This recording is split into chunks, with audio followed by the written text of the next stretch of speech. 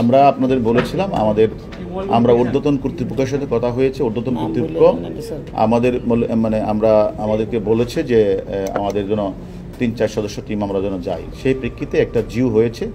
আমরা মনে করি যে আমাদের একটা টিম যেখানে কাজ করছে, কলকাতার একটা টিম কাজ করছে, যারা 4 সদস্যের, তাদের কাজও এখনও শেষ হয় নাই। তারা আবার আজকে 2টা থেকে আবার আসবে। ওদের কাজটা শেষ হলেই আমরা আমাদের 3 সদস্যের একটা দল আমরা জিও পেয়েছি। আমরা ঊর্ধ্বতন কর্তৃপক্ষের সাথে কথা বলে আমরা যাব। আমাদের ইন্সপেক্টর জেনারেল অফ পুলিশ স্যারের সাথে কথা বলবো। স্যারের সাথে কথা বলে এটা আজকে রাতেও হইতে পারে অথবা কালকে ভোরে হতে পারে।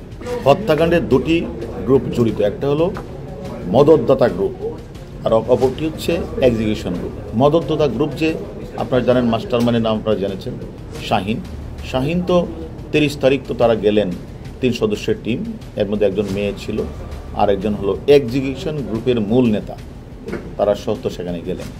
সে গিয়ে 10 তারিখ পর্যন্ত থেকে সেখানে কে কি কাজ করবে, কে গাড়ি ভাড়া করবে, কে গাড়িতে থাকবে, কোন গাড়ি কোন লোক থাকবে, সব কিছু এক্সিকিউশন গ্রুপের যে মূল নেতা, পূর্ব বাংলা কমিউনিস্টের নেতা, যিনি বুয়া নাম ধারণ করে ইন্ডিয়াতে গিয়েছিলেন, মানে আমানুল্লাহ নাম ধারণ করে, তার নাম হচ্ছে শিমুল ভুইয়াকে দায়িত্ব দিয়ে ওই মেয়েটাকে রেখে কিন্তু 10 তারিখ কিন্তু মানে মদতদাতা যে মাস্টার মাইন্ড শাহিন বাংলাদেশে এসে 20 তারিখ ফ্লাইটে করে দিল্লি থেকে উনি কাঠমান্ডু থেকে 21 তারিখ উনি দুবাই হয়ে মেবি তার যে দেশের পাসপোর্ট সে দেশে হতে চলে গেছে। আর যে গ্রুপটাকে রেখে আসলেন, মানে এক্সিকিউশন গ্রুপের লিডার, পূর্ব বাংলার কমিউনিস্ট নেতা, গলাকারকার পার্টির প্রধান, সে তো সেখানে ছিলেন। সেখানে বাকি সমস্ত কাজগুলি উনি করেছেন, কিন্তু আমরা বলেছি, এবং সেখানে করে উনি আমাদের কাছে অনেক গুরুত্বপূর্ণ চাঞ্চল্য তথ্য দিয়েছেন, যার প্রেক্ষিতে আমাদের এখন একটু, তারা যেহেতু ইন্ডিয়ান টিম কাজ করছে, সে কারণে আমরা এখন যাচ্ছি না। ওদের কাজ এখানে শেষ হলেই আমি সহ আমার সাথে আমার ডিবির 2-1 অফিসারকে নিয়ে আমরা আবার সেখানে যাব।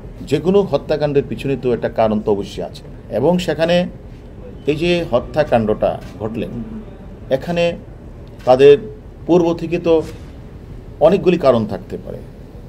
সেখানে তার সাথে পূর্ব শত্রুতা থাকতে পারে, টাকা পয়সার লেনদেন, আর্থিক বিষয় থাকতে পারে, রাজনৈতিক বিষয় থাকতে পারে, এবং তারা যখন সেখানে যায়, সেখানে যেই এক্সিকিউশন গ্রুপ দায়িত্ব নিলেন, প্রত্যেকটা এই 4-5 জনই কিন্তু একটি দলের নেতা, সেটা হচ্ছে পূর্ব বাংলা কমিউনিস্ট গ্রুপের তারা সদস্য সবাই। আপনি বলেন জাহিদ, বলেন সিয়াম, বলেন আপনাদের মূল যে এক্সিকিউটর মুস্তাফিজ, মূল এক্সিকিউটর আমাদের কাছে যিনি আছেন সব স্বীকার করছেন, মানে তাদের লিডার, এক্সিকিউশনের লিডার আমানুল্লাহ ওরফে শিমুল ভুইয়া, যার নামে অলরেডি আমার কাছ থেকে টেলিফোন আসছে যে 17 তারিখ পর্যন্ত যে আমাদের কাছে যে আমরা যে রেকর্ডে, সেখানেই 17 সাল, সেখান থেকে 5টা সে অলরেডি গলা কেটেছেন বা মার্ডার করেছেন। এর আগে যে কত সঙ্গে সেটাও আমরা খুঁজে বের করছি। আর অপহরণের মামলাটা কেন? আপনারা তো ডিক্লেয়ার দিয়েছেন যে হত্যা শিকার হয়েছে, এটা প্রমাণ কি আছে আপনাদের? ওটা প্রমাণ তো আমাদের কাছে আছে। আমি তো আপনার সে তথ্য উত্তর দেবো না। আমরা কি প্রমাণ পেয়েছি সেটা আপনাদেরকে আমরা জানাবো। আমরা তদন্তের স্বার্থে এখন বলছি না। প্রমাণ পেয়েছি বলেই তার নামে কলকাতায় মার্ডার মামলা রুজু হয়েছে। আর যেহেতু আমাদের দেশে এটি মামলাটা আমাদের দেশে এই ঘটনাটা ঘটে, আমরা শুধুমাত্র 364 একটি মামলা রুজু হয়েছে, সেই মামলার তদন্তে আমরা যাচ্ছি। আর কলকাতা তো এ ধরনের ঘটনা ঘটেছে, তারা নিশ্চয়ই পারিপার্শ্বিক সাক্ষ্য পেয়েছে, তারা সেখানে মানে কিছু আলামত পেয়েছে, যার পরিপ্রেক্ষিতে তারা মার্ডার মামলা রুজু করেছে। এখন আমরা তদন্ত শেষ করে আপনাদের বলতে পারবো। এমপি সাহেবের সাথে মাস্টার মাইন্ড মদতদাতার একটা বন্ধুত্ব সম্পর্ক ছিল, পাশাপাশি এলাকার বাড়ি, এটা আমি বলেছি সম্পর্ক ছিল। এবং আর অন্যান্য যারা ছিল যে কাজটা তারা করেছে এক্সিকিউশনের পার্ট, তারাও তো পরিচিত, তারাও তো এক এলাকার বাড়ি।